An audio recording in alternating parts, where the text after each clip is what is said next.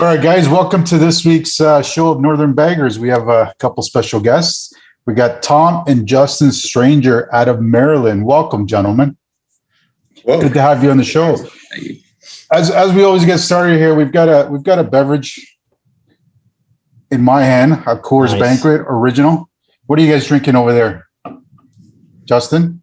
No, he's not. Good answer. Not yet. How about you, Tom? Yet. What do you got with you?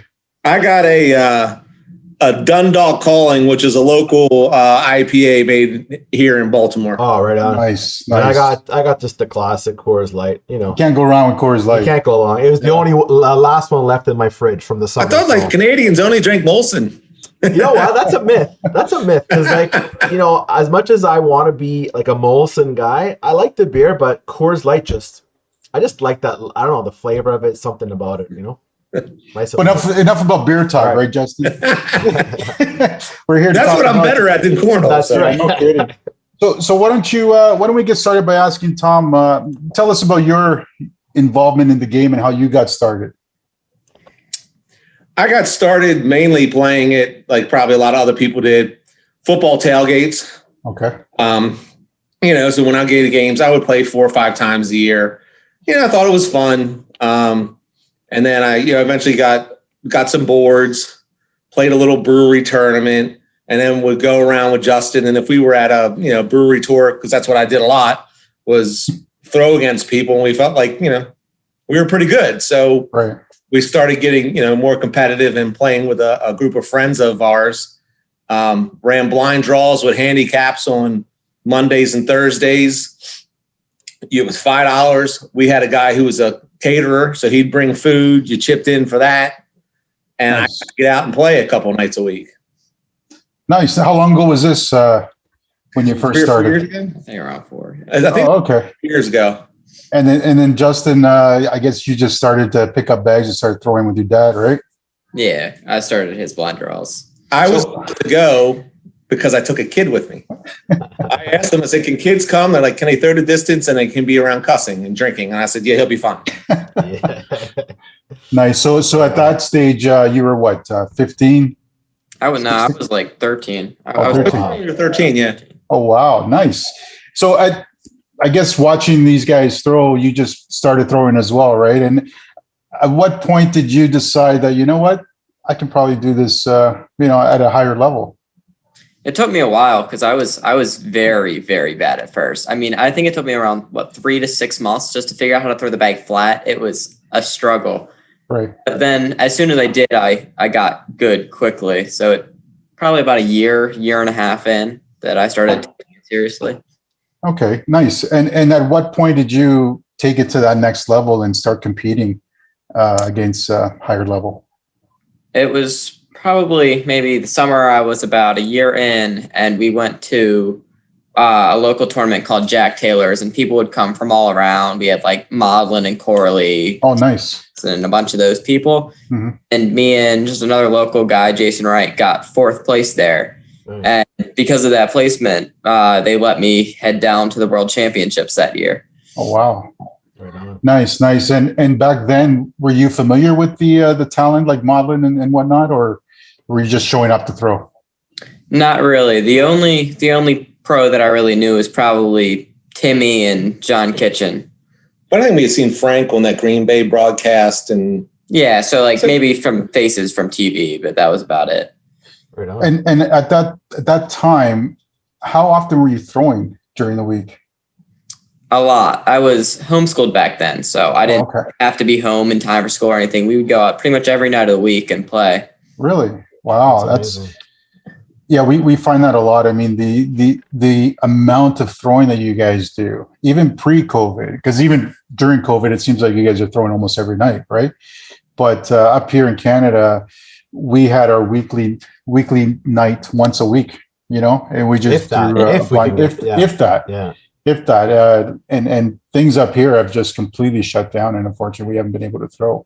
Yeah. But let me ask a question. Yeah, I was gonna say, just getting to that, throwing. Did you find that throwing more? Obviously, throwing more is gonna help you, but is there a limit to like, and kind of geared towards like maybe somebody new watching this, like, could you overthrow? Like, how you hear that in like baseball, let's say, like, they limit you to like 100 pitches or whatever, right? Like nowadays, can you overthrow and like screw up your throw like a mechanic? Like, I wouldn't. It depends. Like, I don't think you can overthrow if you're able to stay focused and make sure you're throwing properly with the same form every time. But if you're just throwing to throw and you're not really paying attention to what you're doing, then you can mess up muscle memory. Yeah, because it'll screw up. Because like I think muscle memory is like one of those things with cornhole. I come from like a pitching background. I don't know if you play any other sports, because we found like a little bit of a trend here is that a lot of the players that are at least the first players that are coming out to play, they're softball pitchers or like they play baseball. So there's kind of like this correlation. So I wonder if that's the same down there in the States, or is it just such a homegrown game now that it's been around for so long that, I mean, almost kids are born with like bean bags in their cornhole bags in their hand pretty much these days.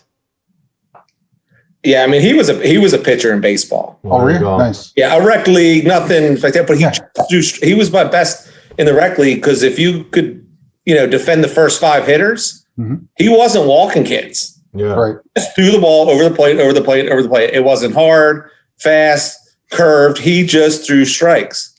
Right. So I think that helped him. But I mean, there's now, I think some kids just start in cornhole. Right. Yeah, they're really young. There's a 6-year-old down here playing, his 3-year-old brother. We have people in our group. We saw this 14-year-old the other day. I don't know if any of them ever played any other sports. They just come out and, they see this and they just pick up a bag and they throw it. Well, right. I mean, like, I think cornhole though is like one of those games where, think about it, like as a parent too, you could probably attest to this, that like, football, hockey, baseball, like those are dangerous sports. Like, let's be honest, right? And the way things are going with like concussions and all this stuff, like cornhole is like one of those games where, and it's like, hey, it's like an excuse. I'm bringing my son, tell my wife, hey, I'm taking the kid out for, and you go play cornhole. It's no problem, right? But if you're going to say, hey, I'm going to take you out to my baseball game or football game, he has to sit there and watch you. You can't even play, right? Right. Yeah. I mean, it's in there. I coached baseball for him, but it's still tough just sitting around or watching games all the time. It's, it's different when, and sometimes I don't play. I've been having problems with my shoulder, and if I don't really like singles, I might not play singles, but I'll play the blind draw, and if I find a doubles partner, to me, I like to do it, for fun. Right. Justin, I was going to ask you, so when you first went down to that first tournament until now, has your throw, your bag, the way you hold it or anything, has it changed at all? Way too much. Oh, yeah? I don't know when after that tournament, but my step throw just kept changing, and I ran into some issues. So at the beginning of COVID, I guess like last March, I went to not stepping for the whole past year. And all of a sudden that throw out of nowhere changed again. I've been locking and hurting my arm recently. I've been getting tired by singles. So just this Tuesday, I went back to stepping, and it won pretty much every event I've played in since, and it's feeling a lot better. You think it's a stepping, or is it just a change? Because, I mean, you went from stepping to non-stepping for a bit, right? Yes, I did. I think the step helps because the more, I guess I have more momentum behind it, so I don't have to throw the bag nearly as hard to get the same bounce, the same distance that my sticky bags slide. I also don't lock my arm as hard with it. It's a much more smooth arm motion backwards. Yeah, because I noticed when you were throwing in some of the videos that I've seen, you do kind of lock your arm first, right? And then you go back and step into it. So you've kind of stopped that now? Is that what you're saying? Yes, I still come out forward a little bit, but I don't lock it nearly as hard as I do. It's a much more just forward and back motion. Right. Okay, cool. Yeah, everybody's been watching. We're like, man, he's kind of hurting his arm. We don't know where, because he didn't always do it. Right. And it's like a hard kick back, and no wonder he's tired and sore by the end of the tournament, can't win. You might need to be the first one to get Tommy John surgery for well, that's what people were saying, right? Nice. I also wanted to talk to you about, you wear a glove, right? Yes, I do. Have you always worn a glove, or did you just pick that up during the season? It wasn't always around. Okay. It came around maybe, 2 or 3 years ago. It came out a little while ago. Right. But I had to wear it because I was getting blisters on my fingers every time I throw, because all the bags back then were like slide rights or some sort of suede feeling bag, and I would throw them so hard and flip them that I would just be left with blisters by the end of the day. Oh wow. Okay, so that's where the glove comes. Nice. Now, are there specific cornhole gloves, or are they just gloves that you cut off? Or no, they're made by one of my sponsors, Gladiator Cornhole Gear, and nice. Only one type, but yeah. Oh, okay. Yeah, we've seen the gloves up here as well from a couple players. So everybody has their own reason, but that's cool. Yeah, they were designed for sweat, like or because it's hand sweat. Yeah, right. You know, people make fun of them and they want to bash people. They get stupid, but some guy wrote to me on the side and said, "Hey, I'm a mason, and my hands are so rough. Like his hands would have the calluses that would stick to the bag. On his bags. It would affect your throw. You know." No, for sure. But it's not. I don't need it. But you know. No, absolutely. Hey, believe me, it's whatever's to your advantage. I mean, you know, the other part of your game that I was going to ask you is you like the earbuds, right? Yeah, I do. So the first question is what's on your playlist? Does your dad know what's on your playlist? Oh yeah, he does. Oh yeah. So we listen to. I drive 7-hour car drives. Can I make a guess? Can I guess? Is it like heavy metal? No. Okay, hang on. That's I'm gonna guess. It's probably gonna be.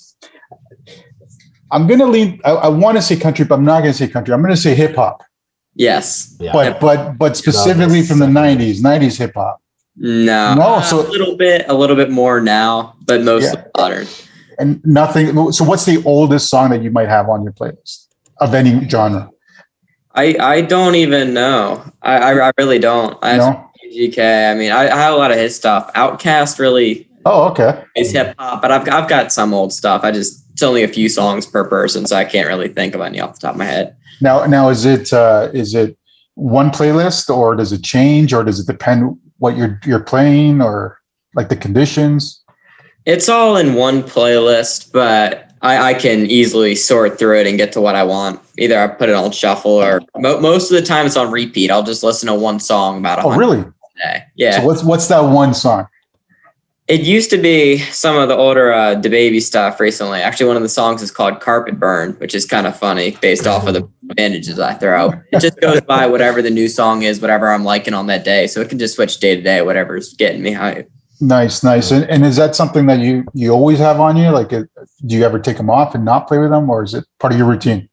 Only when my phone dies from listening to too much music. I throw much better with them for some reason. Oh, nice. Well, you probably can zone in, right? Like you just focus. You're like the outside distraction. Because I know for me, getting to it's more of a virtual environment. Like I kind of get into my own head. But even when I play, like sometimes because I run, leagues here as well. So when I'm running the league and playing at the same time, it's like I can't focus properly. You know what I mean? So it's probably good to just be able to zone out with your music and just, leave me alone and just throw, right? Yeah. I just want to take a step back to your throwing, the way it's evolved. Do you happen to have any bags handy? Oh, they're all well, I don't know, George. I can't see any there in the background. So I think it's more bags than I have. If you don't mind, do you mind just grabbing one? Because I just want to go over the way you hold your bag from when you initially started. I think we got like 185 sets. Yeah, I can see that. Nice. Are those all just like you bought them, or like donated to you, or you look at that? Look at that! Like, how do you? I've been wanting to do that. I can't even get around once. You gotta. I know. I want to learn how to do that as well. What's the secret to that spin? I don't know. It took me 3 months of sitting in my basement to learn how to do it. I just hold it down the middle. Yeah. Put my middle finger up and all my other fingers down, and is it right on the tip, or is it on the nail? It goes by the day. If it gets tired from rubbing on my finger, I'll do my nail. But wow, that's awesome.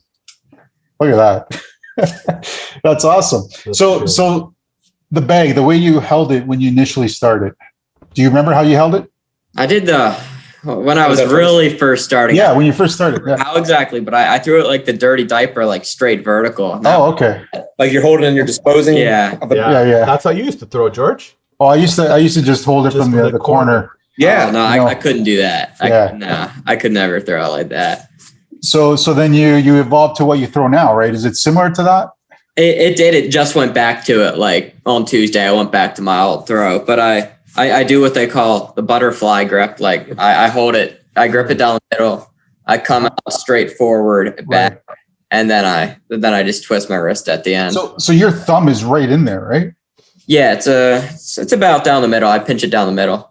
I see. Yeah, I've been trying. I've seen that, like that where you kind of bend it right down the middle. I've been trying to like throw it. Like what does that give you as far as like how does it change your throw? Like why is that something that people do? I don't know. As I explained to him and a few of my other friends who didn't hold it like this, I guess it's contrary to popular thought. I don't know why. It just made sense to me. When you hold it tighter and the bag's less flat, you get more spin and the bag comes out flatter than just at least just holding it like plain. I could never get any rotation like that. So it's just a comfortable way. It feels natural to me to just hold down on the bag. Nice. Now with those over 100 sets of bags, obviously you have sponsors and whatnot. And let's pretend they're not listening. What's your favorite bag to throw? Do you Currently have a still my Pro Advantages. Your Pro Advantages? Yeah. Nice. So prior to that, was there any particular bag that you liked? Yeah, my old pink cheetah slide rights. I don't know. Are they? All right. My old pink cheetahs are still sitting here. They don't really look pink anymore. They're all gray from age, but they're pretty nice. Nice. And at what point, like, let's say you get a brand new set of bags tonight, right? And the way you play, at what point do those bags become your everyday bags? And at what point do you get rid of them? Way too long. They really for anything carpet related. Carpet's a weird material. It starts out very, very fast. Like a new set of my Advantages, it feels like I'm throwing something along Viper speed. Like I can't keep them on the board. Right. So it's a lot of throwing on carpet and concrete to really get it to slow down. It's probably at least a couple months of good throwing for me to really start to like them. Nice. Do you do any of like the boiling or like the craziness that they do with the conditioner and all that kind of stuff? Like, do you try that stuff? I have not messed with boiling, but I do tend to wash them in fabric softener or use the new Sacrolex. Really? Nice. How about you, Tom? Is there any bag that you like to play with at all? It's whatever he doesn't want. Am I good with a bag? There's a certain set you do pretty good with, even though we don't have any. The duck cloth, right? The duck cloth. Just duck cloth and suede Wanda bags. One of our Miss Wanda's bags. That's it, man. Nice. Look, I try to throw Reynolds with him, and that's why I switched my grip because we play a lot, and I would just hold it. I'm thinking it's got to leave your hand flat to go flat, right? And it didn't work. So besides hurting my shoulder, I'm in an adjustment period because I haven't found my center with that throw, but it has flattened out my bag more. I just had to sit and throw it. What bag were you thinking? You like those Kill Shot 357 for some reason. I don't know why. I mean, they're not bad, but I don't. Yeah, I generally will try to throw a carpet bag. I like, because I'm not a perfect bag guy. I like an ugly board. I like to put something in the middle of the board, make you go around it, make me go around it. I can go around the bag easier than throwing a bag in the hole for some stupid reason or crazy shot. I have a set of all slides, like a couple of years ago, all slides that sometimes I throw great with. And every once in a while I get someone with a 357 and for some reason I throw those well, but I don't own a set. You think some dollars I'm not paying for because we have 185 bags in the house. Yeah, why would you? So when you if Austin wants to send me a set, I will throw them and use them, but I'm not buying any bags. There you go. So having all these bags, obviously you're not going to carry them all with you. So what do you typically take to? Let's say you're going to. You just came back from a weekend big tournament, right? Yes. So for that big tournament, what would you normally take with you? All right. So I had one set of my they're like 3 years old Advantages. It's pretty much the only set I'll throw in there, but they're my nicest set of Advantages. I have one of my new Pro Stamp sets, which aren't yet sticky enough, but they're there if I get a blind draw partner who doesn't throw perfectly flat or needs a faster bag. I had a set of X's, but just pretty much everything in my bag had carpet. Reynolds carpet bags is about all I throw. So let me ask a question about that. So I know there was kind of like this, I guess when the Vipers came out, it went from like, Reynolds has been there for forever. They've been the kind of the go-to for a lot of people. Then it kind of, I feel like it went from like a slow bag to super fast bag. And then now back to like, what do you think is it like back to like a slow, like is slow the way to go, or is it like a hybrid? Like you need both. Like you need to have the ability to push and maybe something stickier that you can lay a block out there to kind of change things up a bit. But what do you think? Like as a pro, like do you think it's better to go faster? Obviously, you like slower, but why is that? Maybe.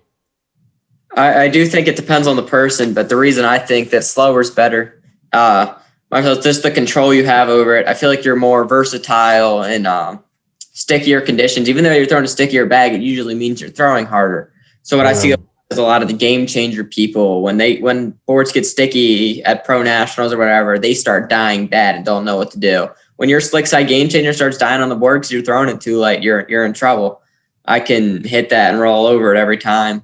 Oh, and outside tournaments, good luck throwing that slick side game changer 50 feet in the wind. It's going to blow up. It just flops, right? I guess, what about the consistency? I guess the game changers are really loose, right? The bags that you like, are they that loose as well, even though the material is different?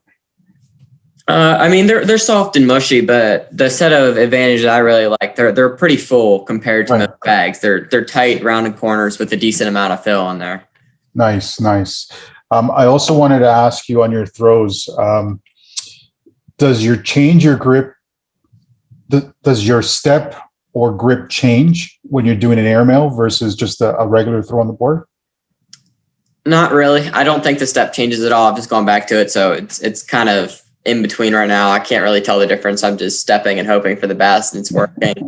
But it shouldn't change. Maybe my arm should just go a little higher with a little bit more power behind it. And that's all I need for an airmail.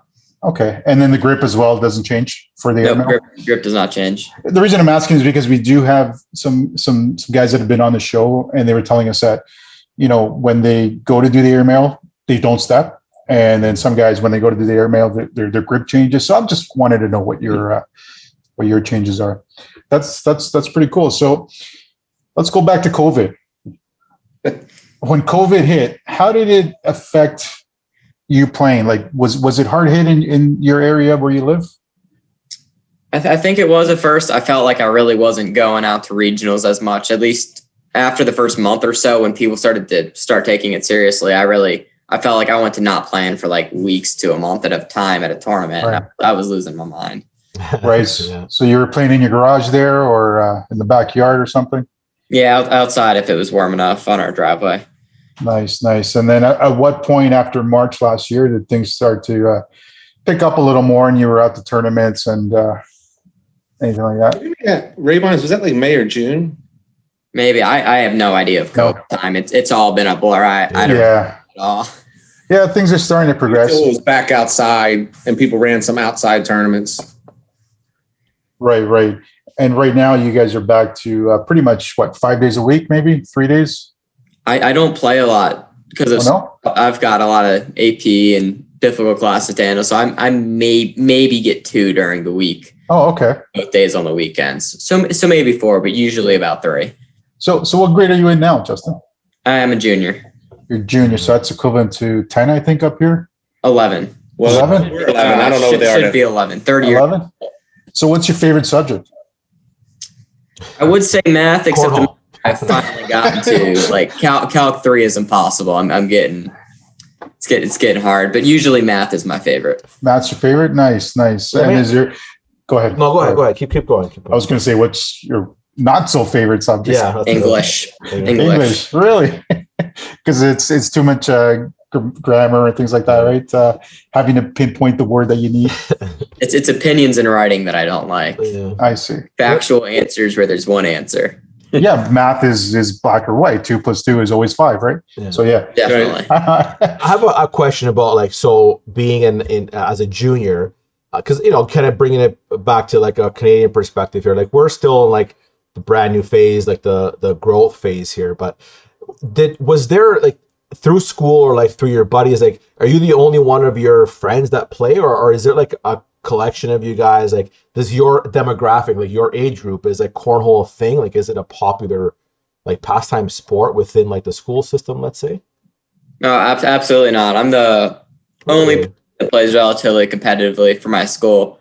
But I mean, It's not really, my main friend group tends to be most of the Cornhole kids and then just a few from school. Do you think like Cornhole club, and then winter air came and COVID came. Oh, okay. At it again. I was going to say, do you think that I mean, in the States, I know it's definitely like there's a lot of like, growth there. You guys have a big player base, but do you think like the school system is that something that maybe like we should look at to like as like organizations to maybe start growing the talent at the younger like school level where like they're playing and like I used to play volleyball tournaments and like in my elementary and that's where I was introduced to sports. Do you think there's room for that and maybe like the school systems to help get the game even like bigger and better? That would be great. I don't really know what their capabilities are right now, budget wise. And I know it's not really necessarily a cheap sport to get going between boards and bags, but yeah. I also go to a private school, so it's kind of different. I don't know how the public school system would go about it, but it would be nice. Yeah. It's pretty big in college down there, correct? I mean, they have college nationals and things like that, or is that also just a few?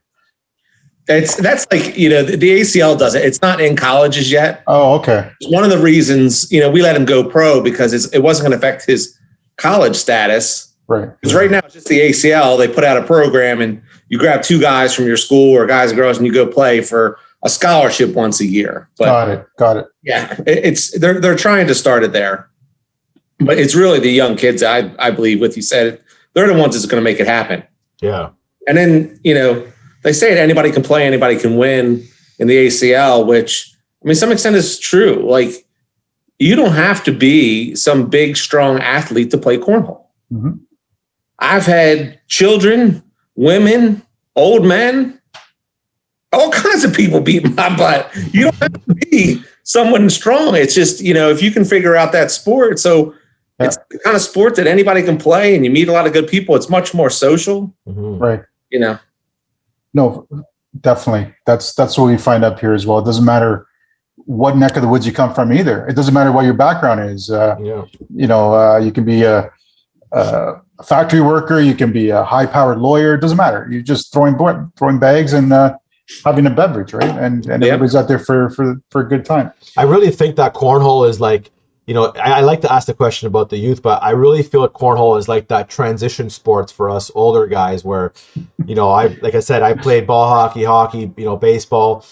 And then once you hit a certain age, you have a family, you have kids that you can't first of all compete with the young guys anymore.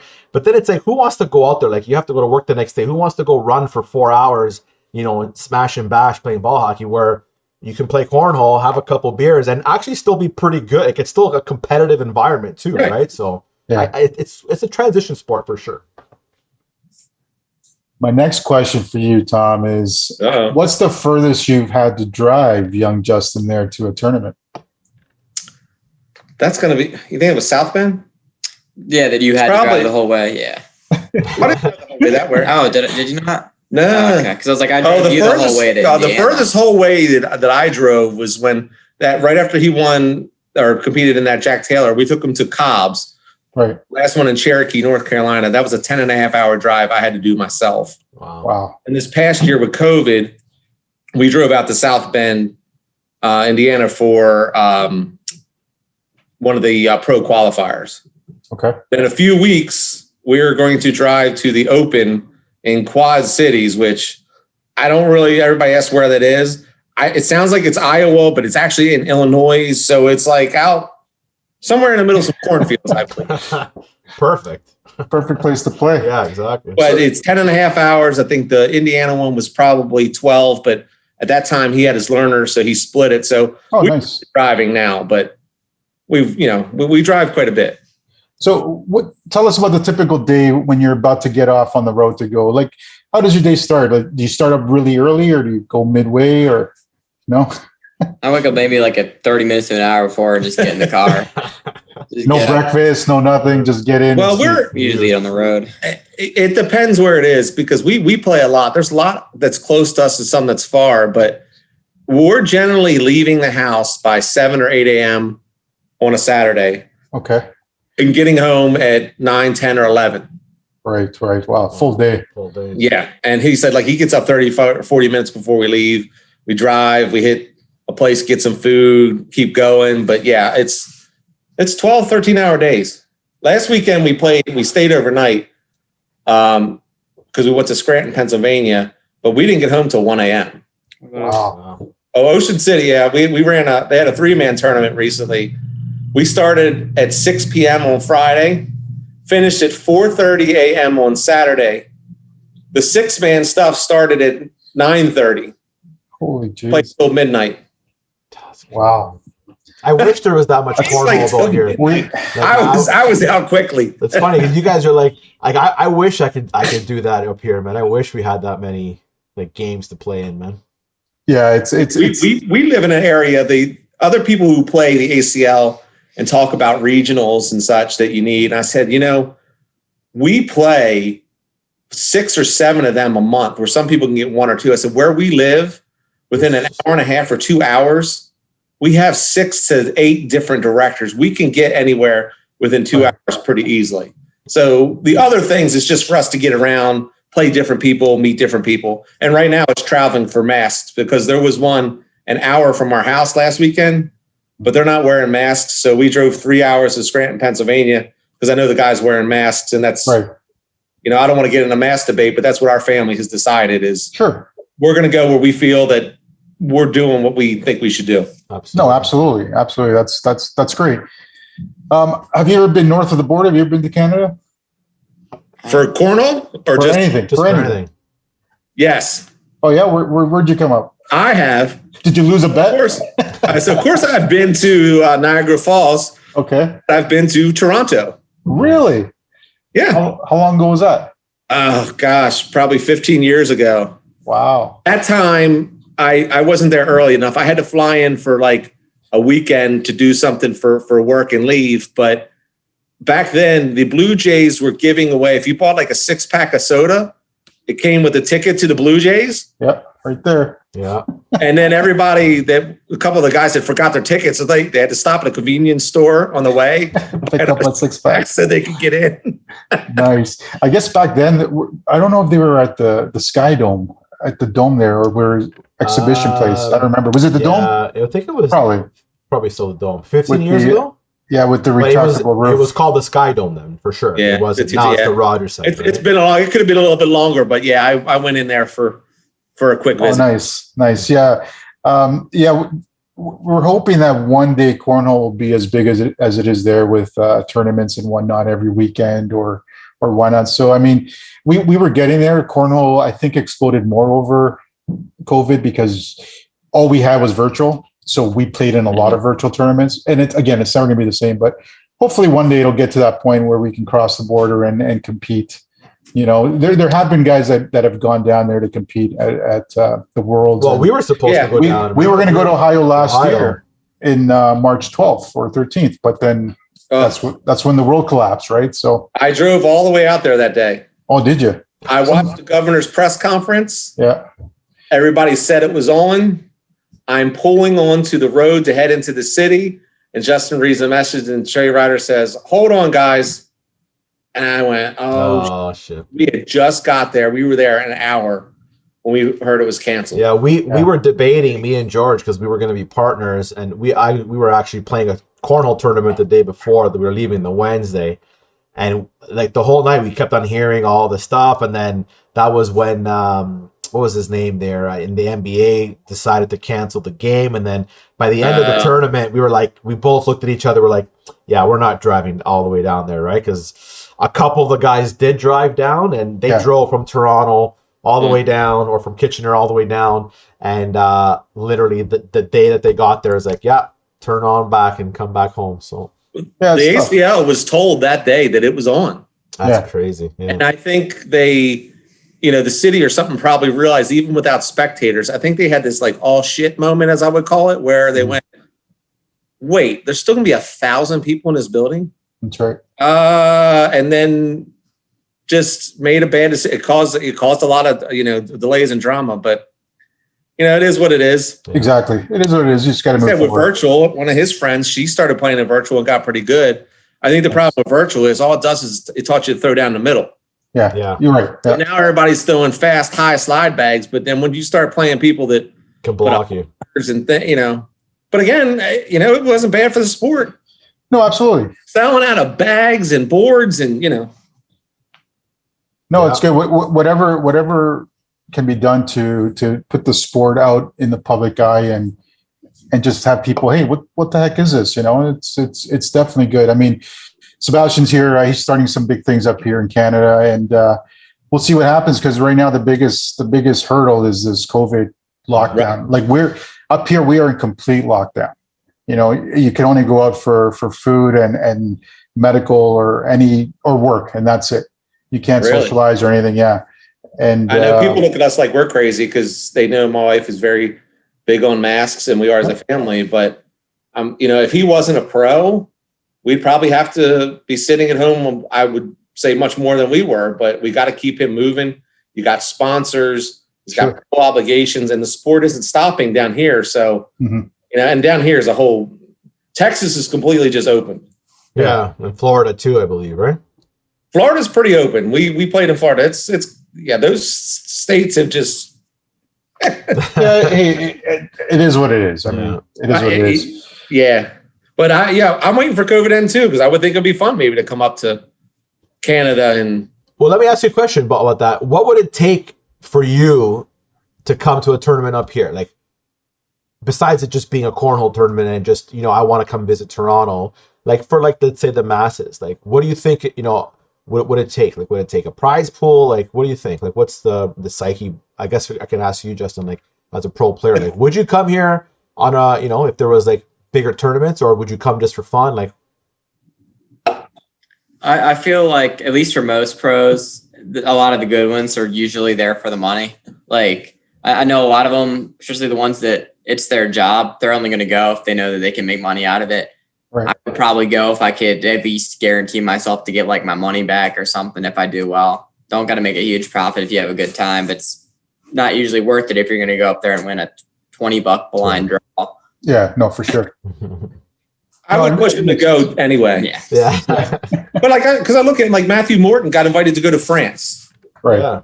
Yeah. I'm sure there's somebody helping them with the costs or whatever else it is. But, there's sometimes you do things for the opportunity to grow the sport. Meet people get to meet Justin and see who he is besides that was my point, because maybe there might be something happening here. Who knows? Maybe in the near future we might reach out and say, hey, you want to come down and be like the cornhole star for all the Canadians to come check you out and come play in one of our tournaments. So that's definitely like the path that we'll probably go eventually, hopefully, when things open up. I would hope so. Once it's vaccinated, or during the summer when he's not in school, make it a little vacation, because wherever we used to drive to Florida every year, and we found this little backyard homemade rectangle bags tournament. They're just a group of guys, and we'll throw with them for a weekend. And for sure, you meet other people, and people are like, you got to get to know them. And it's, these like other pros don't come here because there's no money. I'm like, we just come to throw.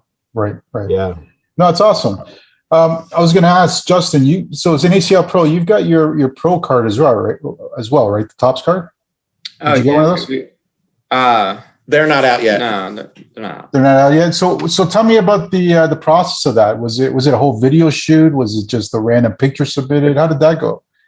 Not really. One of our friends that plays in our local nights, he's like a professional photographer. So we had him take some pictures at one of our events, and I think we chose one of those. I can't remember which one. Mm-hmm. Is it the one where I spin? Yeah, you're spinning the bag. Spinning the bag, and it was a pretty decent picture. So nice. So what'd you think of that when you were told, "Hey, I'm going to be on a Topps card"? Like, did you think that was cool? Did you think, "Oh God, I don't want to do that"?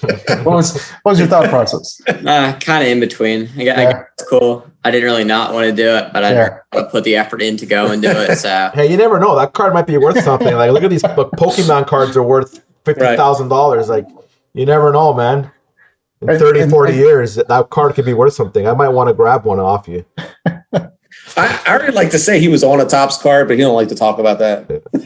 That's okay. He was on Noah Wooten's card because Noah beat him twice. But the person he lost to that day.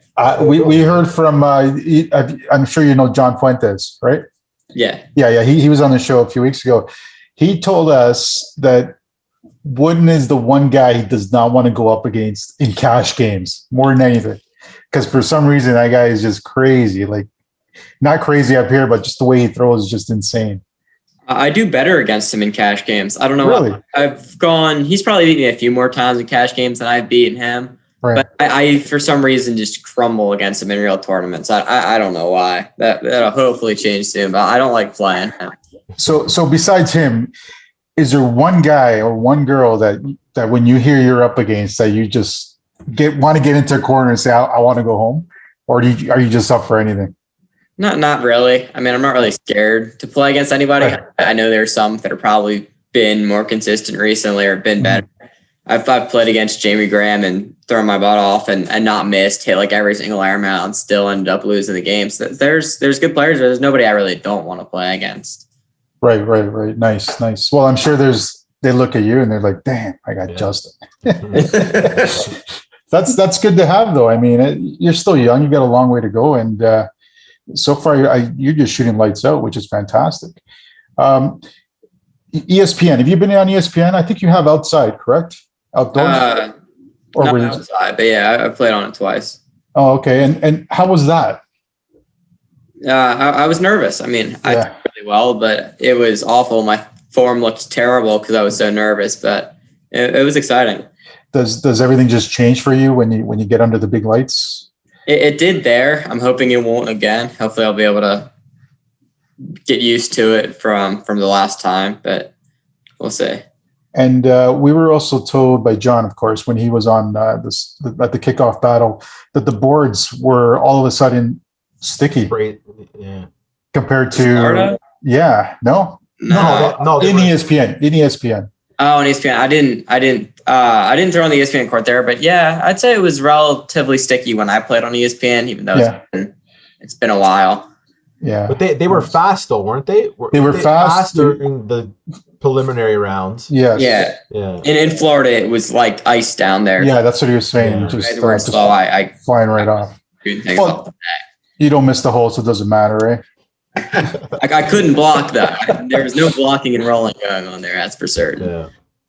I think that stickiness, and we talked about when we first started playing, we didn't have problems talking. We all threw suede and duck cloth bags, and we didn't complain about stickiness. Right. Yeah. I think as the sport's gotten bigger, there's so many more people in the room that I think the humidity is getting higher and higher and higher. Some areas are more humid than others, but it's hard to keep that room cool. So the later in the day that you get there, I think some of these boards get stickier and stickier and stickier. Honestly, 100%. I think even I've noticed that even just in my basement throughout the winter, I'm throwing just to kind of try to keep, and my set of bags that I have, the one side, the slick side, all of a sudden like the bag starts like sliding down the board. I'm like, but that's crazy. Like I've never happened before. And then literally I put it like, now that's like a little bit more humid and now it doesn't do it. And I had a couple of guys that bought some bags off and they're like, yeah, I don't know what's going on. All of a sudden, like I go, well, are you throwing in your basement? Is it like freezing right now? He goes, yeah. He goes, it's probably because there's no humidity right now.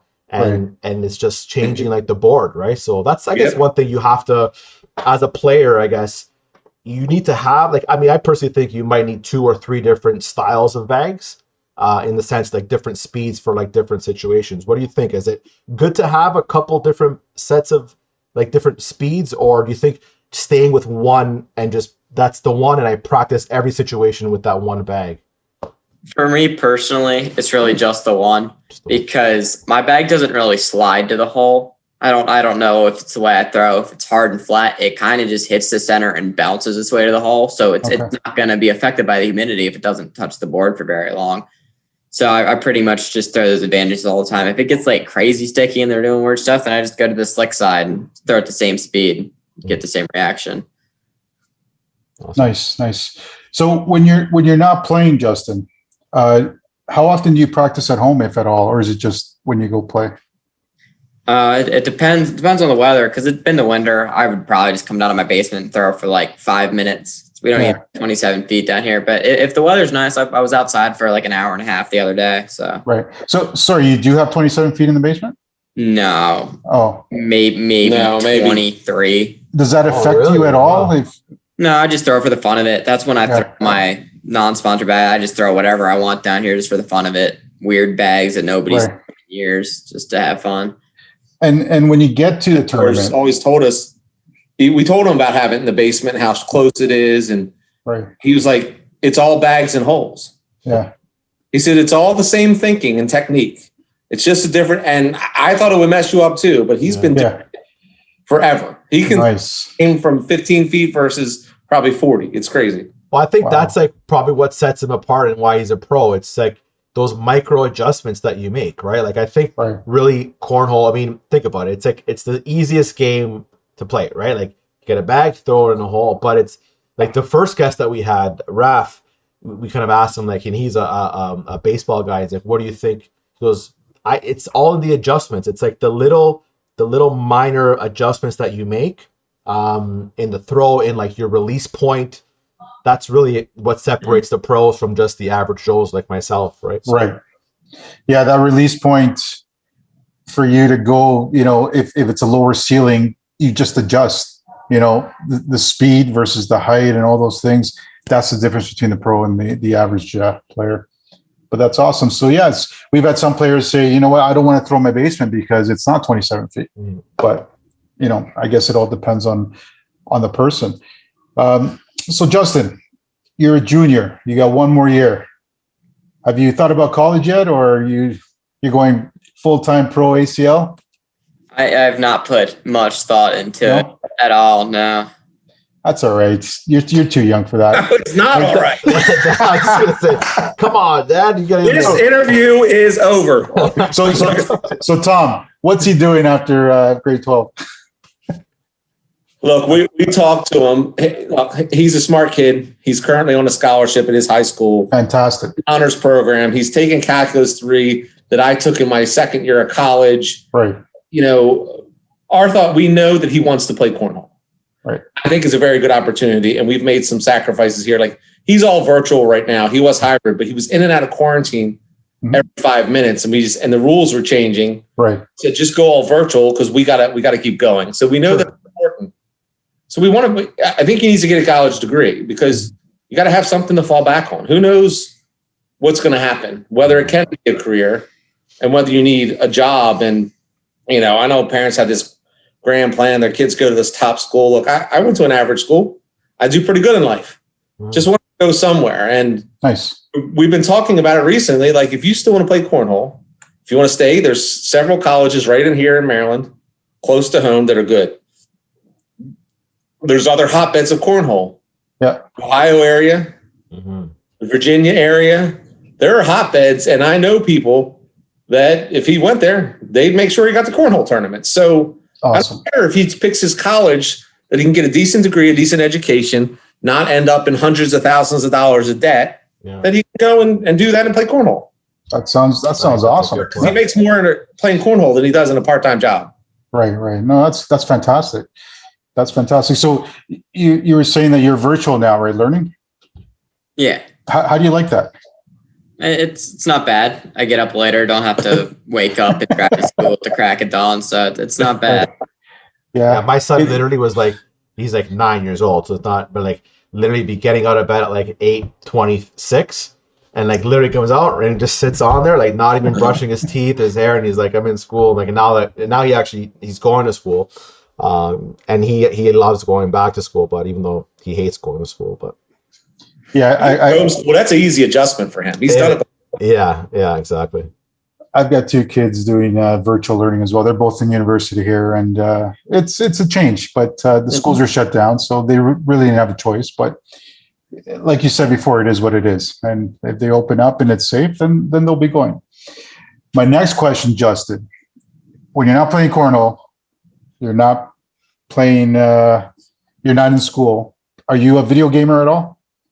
I do play quite a bit. Yeah. So what console do you have? I hadn't for years until COVID, and now with COVID not getting up as early with virtual classes, I've had a lot more time just at home doing nothing. So are you like a PC or are you a console guy? Console. Xbox. Xbox? Yes. So what's your game of choice right now? If you only had to play one game for the next 6 months, what game would that be? I don't know. I've been getting so burnt out of all of them. It's back and forth. I go from survival games to first person shooters back and forth all the time. Nice. The most consistent I'd say that I've had fun with has been a lot of Destiny. Oh, okay, nice. My son plays that. I'm a Call of Duty guy. I just like to shoot him up and bang. I don't play the campaign. I just play the multiplayer. Just get in there, get shot, and go up. How about you, Tom? You play any video games at all? No, not at all. Eh? I mean, I did as a kid, and then when he was younger, we had Wii for a long time, and we played Lego games, Star Wars, Harry Potter. So I would help him with that. But once it got to these harder games, and now he's playing with all the Cornhole people. Nice. That's awesome. Hey, it's a community, right? And then they leave and they go home and they get on and they play games together. You think that the Wii would have a Cornhole? I was just going to say the Wii would be a perfect like Cornhole, or my son has the Oculus. In like a virtual environment, for sure, Cornhole would work like 100%. I don't think that's too far off. Probably, yeah. Probably. Hey, we should market that. We should market that for sure. Guys, this has been an awesome interview. We really appreciate you being here, and your dad's your biggest fan, Justin. Let me tell you. I don't need to tell you, but I always see posts. Justin came out first in in blind draws, and it's fantastic. And I love seeing this because, I'm sure that's a proud father there. Correct, Tom? Every single event. I am very proud. It is very cool. I like once in a while when I get myself in there, I got to get back. I got to get my game back because I was doing very well for a while. But no, I do that. And also, with social media, try to have him be very cautious. Mm-hmm. So I like to do the posts and thank the sponsors, and fantastic. Until he's at a certain point, I'm still kind of his manager. Absolutely, and no, I run the Instagram account, and he got a couple weird messages, and Dad was real cringy responding to the first two. I just thought it'd be fun, and then I stopped. And if I get some of these messages from people, I let him say, "Hey, is this one you want to respond to or whatever?" But nice. I try to keep it plain and simple. To look, we're focusing on Cornhole. Right. Sponsors need to be thanked, and I know how to do that. I don't want him to have to sit there. And social media is kind of, it's like it's a craziness too. You don't want to go down a rabbit hole there too. No, it's better to be professional and especially being a pro, you want to say like the right things and make sure that you're helping yourself and your brand, right? That happened to us 2 weeks ago. Yeah. Really? It got really, somebody got nasty about him on a live feed. And then my wife had it and finally jumped in, and they ended up deleting some of the posts because the guy was just being, nice, humble jersey. Well, he wore a state championship jersey that he won. Yeah. And then he busted on everything else. And the next day, someone who doesn't like a step over took a picture of him where they're playing friends. They were losing. They're already getting a double dip. Did a hard push, landed in front of the board, went over here like this, came back and got back in a spot. But the guy wanted to use that picture. Didn't identify him, but people knew who he was. They started saying stuff. People did come to his defense, but people were getting nasty. Oh, he's this, or he's that, or he wears a glove and he's awkward, and I would punch him in the face and this and that. And you don't need that. It was hard, and I almost didn't say anything, but there's a lot of negativity in this world, and people just, if you're not happy, you feel like you have to attack and hate things you don't like. I grew up in a generation where if you feel nice to say, you don't say it. Right. So I basically went on and said, hey, look, everybody, that is my son, Justin. Patrick did not identify him. I don't think he intended this to bash him. He was using it because it is an extreme picture. I don't know how he got that exact microsecond, but he did because he doesn't like the step over. I said, look, my son is an ACL Pro.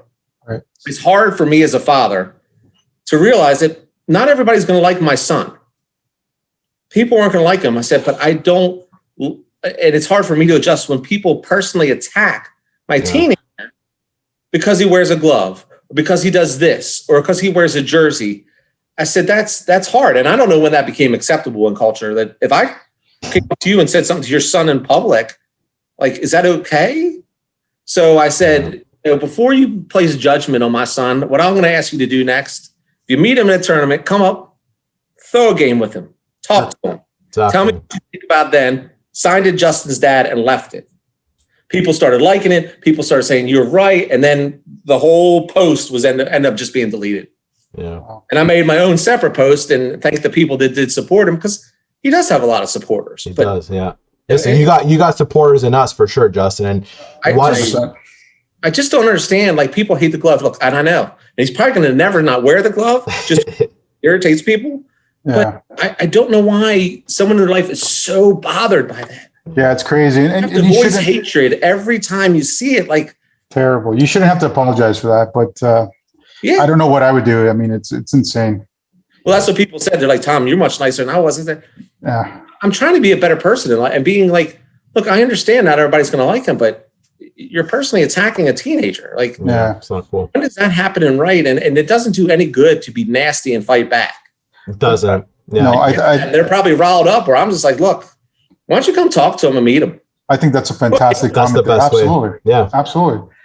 Personally, if I could, I would just, the best thing for me, like if I could give a little bit of advice, is like, not to say give advice, but if you can ignore as much as you can ignore it, because your play is going to dictate what people think of you regardless.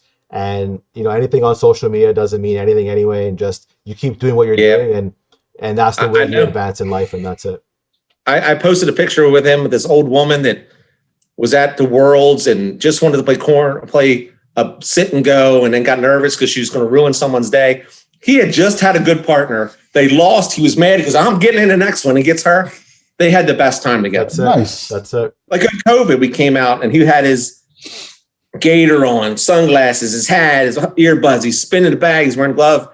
This guy came up to me and goes, man, I just got done talking to your son. He goes, do you know how much I wanted to hate this kid? He's wearing all this stuff. And he goes, he's nice. He likes cornhole. He's helping our game. Yeah. That's it. Fantastic. Yeah. We're all very judgmental. And hey, look, I admit it too. I've judged a couple players, a couple pros. And after I sat and talked to them, I really said, you know what? Off the court, they're a different guy. I really like them. Right. So I support a couple people that others don't as much anymore. But, we've all been there. But I never publicly bashed anybody. Yeah. What's that do for you? No, it doesn't do anything. No, absolutely. But no, that's awesome, Justin. You know what? Ever since you and I got partnered up in that virtual, I'd like you were just a great person. Like you were talking, we'll get the next one, this and that. It's there's something about you that's just so friendly, so nice. And you know what? Who cares what they say? Just keep doing what you're doing. Keep your old man there. He's got your back, and we got your back up here. Whenever you come to Toronto, yeah, all right, we'll make sure you get taken care of. So don't even worry about that. We'd love to see you come up here. Look, we will do it when the borders open. If we can figure out a time, I don't have a problem at all. It'll be fun. Yeah. So I messaged you that after our last game, Justin. I said, whenever you're up here, man, make sure you ring me up with your dad, and we'll take care of you. We'll make sure we go a place where we get a designated driver, because I'm going to want to have a couple bucks. Oh, by the way, it's 19 up here to have a beverage, just so you know. It's 19. No, but it's awesome. We really appreciate you guys coming on. Yeah. And keep doing what you're doing. Are there any shout outs you want to give out to your sponsors or anybody? Sure. I've got a few. Sure. Go ahead. Cornhole for the glove. Reynolds bags for the best bags. My Pro Vengeances are amazing. I've got a few outside the cornhole community. My uncle's fence and deck company. We have a home and restoration company, Paul Davis. Nice. Right on. Okay, great. So what's happening what's the next big tournament you guys are going to? Oh, it's Kansas. ACL Pro event. Oh, that's right. John Fuentes told us about that. Say hi to John for us. Who's John? Is John playing with Corley? Yeah, he plays with Corley. They were on ESPN. We run into his partner all the time. Jay Corley. Yeah. He's one of the where we play. We run into a lot of those guys. Nice, awesome. Well, thanks again, guys. We really appreciate it. Stay safe, and keep throwing bags. Yeah, cheers. All right, cheers, boys. Cheers. Thank you for having me.